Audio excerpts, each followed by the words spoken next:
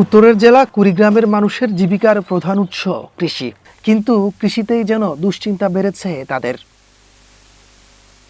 এখন চলছে বোরো ধানের মৌসুম, অনেকটা অনিশ্চয়তা নিয়েই কৃষকরা ব্যস্ত আবাদ নিয়ে। তারা বলছেন লোডশেডিং এর জন্য সেচ কাজ ব্যাহত হচ্ছে, সার ডিজেল সহ উপকরণের দাম বৃদ্ধিতে দুশ্চিন্তা আরও বেড়েছে।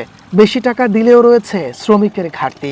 বিদ্যুৎ থাকে না, কিছুক্ষণ পর থাকে, কিছুক্ষণ থাকে না, তেল দিয়ে আবাদ করতে হয়, পোষায় না। সারের দাম বেশি, তেলের দাম বেশি, মোটর ভাড়া দেওয়ার আগে বেশি, আমার পোষায় না।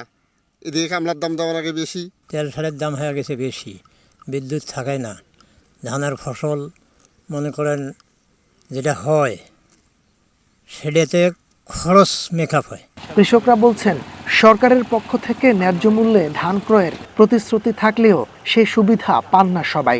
এজন্য কম দামে বাজারে ধান বিক্রি করতে হয় তাদের।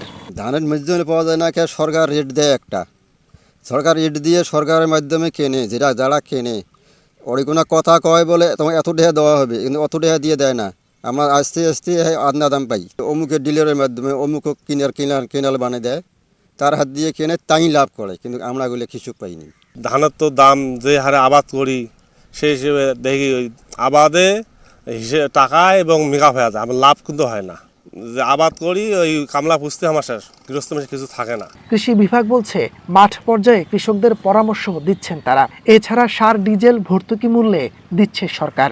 নির্ধারিত মূল্যের অতিরিক্ত নিলে ব্যবস্থা নেওয়ার কথা জানান এই কর্মকর্তা।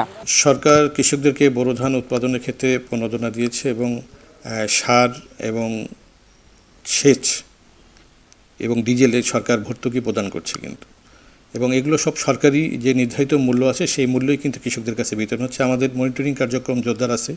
কোথাও যদি সার বা এই ধরনের কোনো বেশি দামে কেউ বিক্রি করে সেক্ষেত্রে আমরা আইনানুগ ব্যবস্থা গ্রহণ করছি।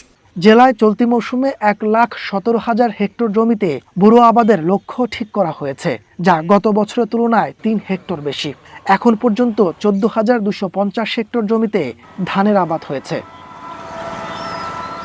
One national desk.